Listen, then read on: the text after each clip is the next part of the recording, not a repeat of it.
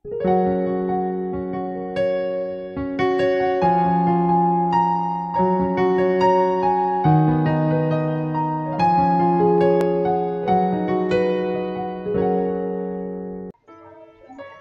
selamat pagi, salam sejahtera, sidang jemaat yang terkasih dalam Tuhan kita Yesus Kristus. Pada pagi hari ini kita akan mendengarkan kebenaran firman Tuhan, tapi sebelumnya mari kita bersatu di dalam doa. Tuhan Yesus yang Maha Baik, mengucap syukur buat pernyataan Engkau sepanjang hari ini. Kami boleh merasakan berkat hikmat pernyataan pertolongan daripadamu Tuhan, di mana pada pagi hari ini kami akan mendengarkan kebenaran firman-Mu. Sebelum kami mendengarkan firman-Mu, biarlah kuasa Roh Kudus menuntun memberkati kami Tuhan, dan memberkati hamba yang menyampaikan kebenaran firman-Mu. Biarlah firman-Mu dapat disampaikan dengan baik, tidak menyimpang dari kebenaran firman-Mu Tuhan. Kami serahkan hikmat waktu ke hari ini ke dalam tangan-Mu hanya di dalam Yesus Kristus Tuhan kami. Amin. Nas Alkitab yang datang pada kita pada pagi hari ini yang terdapat dalam 1 Petrus pasal 1 ayat 3 sampai 9. Saya akan membacakan nas Alkitab ini untuk kita pada pagi hari ini. Judul atau perikop pengharapan iman dan kasih. Terpujilah Allah dan Bapa Tuhan kita Yesus Kristus, yang karena rahmat-Nya yang besar telah melahirkan kita kembali oleh kebangkitan Yesus Kristus dari antara orang mati, kepada suatu hidup yang penuh pengharapan, untuk menerima suatu bagian yang tidak dapat binasa, yang tidak dapat cemar, dan yang tidak dapat layu, yang tersimpan di sorga bagi kamu, yaitu kamu yang dipelihara dalam kekuatan Allah karena imanmu, sementara kamu menantikan keselamatan yang telah tersedia untuk dinyatakan kepada zaman akhir. Bergembiralah akan hal itu, sekalipun sekarang ini kamu seketika harus berduka cita oleh berbagai-bagai pencobaan. Maksud semuanya itu ialah untuk membuktikan kemurnian imanmu, yang jauh lebih tinggi nilainya dari emas yang fana, yang teruji kemurniannya dengan api, sehingga kamu memperoleh puji-pujian dan kemuliaan dan kehormatan pada hari Yesus Kristus menyatakan dirinya. Sekalipun kamu belum pernah melihat Dia, namun kamu mengasihinya, kamu percaya kepada Dia. Sekalipun kamu sekarang tidak melihatnya, kamu bergembira karena sukacita yang mulia yang tidak terkatakan, karena kamu telah mencapai tujuan imanmu, yaitu keselamatan jiwamu. Nah, saudara-saudari yang terkasih dalam Tuhan kita Yesus Kristus, pada siang hari ini saya akan memberikan tema, yaitu hidup yang dipenuhi dengan pengharapan. Hidup yang dipenuhi dengan pengharapan. Seringkali banyak pergumulan dalam hidup kita, sehingga kita lupa untuk berbuat dan kehilangan pengharapan. Jadi seperti ayat yang ke-1, dari ayat ke-1 sampai ayat ke-9 ini berbicara kepada kita.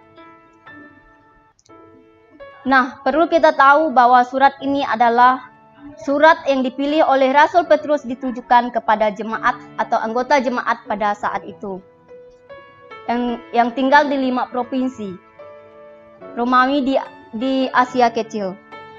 Jemaat-jemaat di situ kita lihat dari ayat ke-1. Dari Petrus, Rasul Kristus Yesus, kepada orang-orang pendatang yang tersebar di Pontus, Galatia, Kapadokia, Asia Kecil, dan yaitu orang-orang dipilih sesuai dengan rencana Allah Bapa kita yang dikuduskan oleh Roh, supaya taat kepada Yesus Kristus dan menerima percitakan darahnya. Kiranya kasih karunia yang damai sejahtera makin melimpah atas kamu. Nah, saudara-saudari yang terkasih, perlu kita lihat jemaat-jemaat pada saat itu, mereka kehilangan pengharapan, tetapi mereka disertai oleh Tuhan dan diberikan Tuhan hikmat, dan Tuhan memberkati mereka dan memberikan mereka, Tuhan menolong mereka. Seperti kita lihat, surat Petrus ini adalah surat yang diberikan kepada jemaat pada saat itu. Di dalam 1 Petrus pasal 1 ayat 3 sampai 9 ini ada suatu realita hidup yang dituliskan oleh Rasul Petrus, hidup di dalam pengharapan. Nah, pengharapan apa yang dimaksud? Dimaksud di situ ada 3 pengharapan. Yang pertama adalah pengharapan tentang keselamatan. pengharapan tentang keselamatan seperti kita lihat di ayat yang kelima di situ. Yaitu kamu yang dipelihara dalam kekuatan Allah karena imanmu. Sementara kamu menantikan keselamatan yang tersedia untuk dinyatakan pada zaman akhir. Nah, saudara-saudari yang terkasih dalam Tuhan kita Yesus Kristus,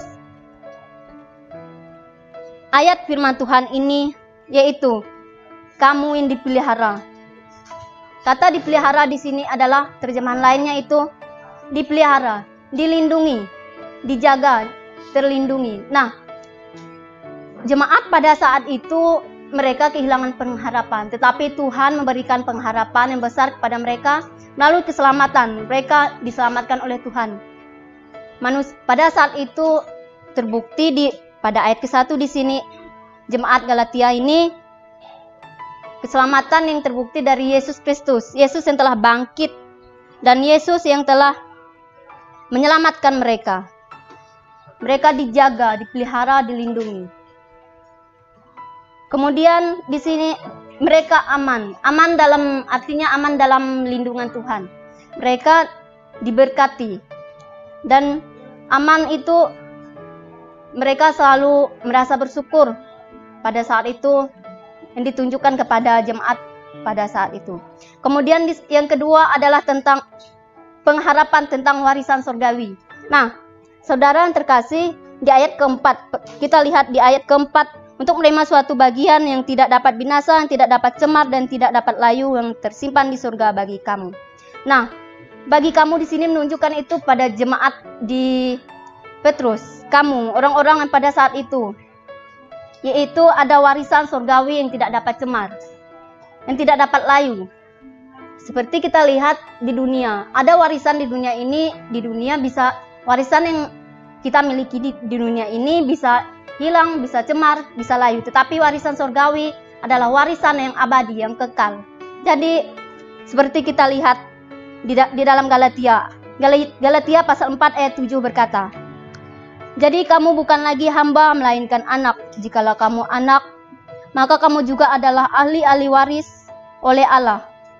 Nah, saudara-saudari yang terkasih dalam Tuhan kita Yesus Kristus, ahli waris adalah yang ditujukan di sini adalah jemaat di pada saat itu, yaitu kita, ahli waris yang abadi yang tidak dapat cemar dan tidak dapat layu dan tidak dapat hilang. Nah, dan bagian ketiga adalah pengharapan tentang kemuliaan. Di ayat ke-6 sampai ke-7 perlu kita lihat. Di ayat 6, bergembiralah akan hal itu, sekalipun sekarang ini kamu seketika harus berduka cita oleh berbagai-bagai pencobaan. Maksud semuanya itu adalah membuktikan kemurnian imanmu yang lebih tinggi nilainya daripada emas yang panah, yang diuji kemurniannya dengan api sehingga kamu memperoleh puji-pujian, kemuliaan dan kehormatan pada hari Yesus Kristus menyatakan dirinya.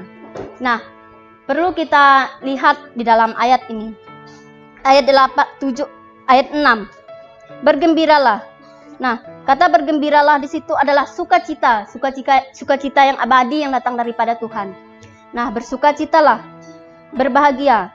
Tetapi di jemaat-jemaat pada saat itu mereka mengalami berbagai-bagai, itu menunjukkan banyak ya, berbagai-bagai. Nah, berbagai-bagai pencobaan. Tetapi walaupun mereka mengalami banyak berbagai-bagai pencobaan, jangan pernah hilang pengharapan. Yesus telah menyediakan pengharapan kepada kita, telah memberikan pengharapan dalam hati kita, itu melalui iman. Ketika kita punya iman dan pengharapan, maka Yesus akan menyelamatkan kita. Nah, seperti kita lihat juga di itu, kata seketika di sini itu, seketika yaitu tidak lama. Kalau dibandingkan dengan kekekalan, kalau pencobaan-pencobaan di dunia ini tidak lama, seketika. Kalau kekekalan Allah itu abadi dan tidak pernah akan hilang, abadi dan selama-lamanya. Nah, jadi ketika kita mempunyai iman, ketika kita mempunyai pengharapan, maka seperti kita lihat ayat ke-7, yang jauh lebih tinggi nilainya dari emas. Jadi kalau kita punya iman, punya pengharapan, maka harta di dunia ini kita lihat seperti emas. Emas itu menurut manusia, emas itu harganya mahal. Tapi kalau menurut Tuhan, emas itu belum seberapa. Yang paling besar nilainya adalah iman. Ketika kita punya iman dan pengharapan, jadi jangan khawatir, Tuhan punya rencana baik buat kita. Ketika kita punya pengharapan, apapun yang kita alami, apapun persoalan di dunia ini yang kita alami, jangan pernah hilang pengharapan. Nah, seperti kita lihat pada saat itu, orang-orang percaya waktu itu, mereka sering diejek, diolok, dan dihina, direndahkan. Tetapi karena mereka mempunyai iman, mereka mendapatkan pujian, mendapatkan kemuliaan, mendapatkan kehormatan.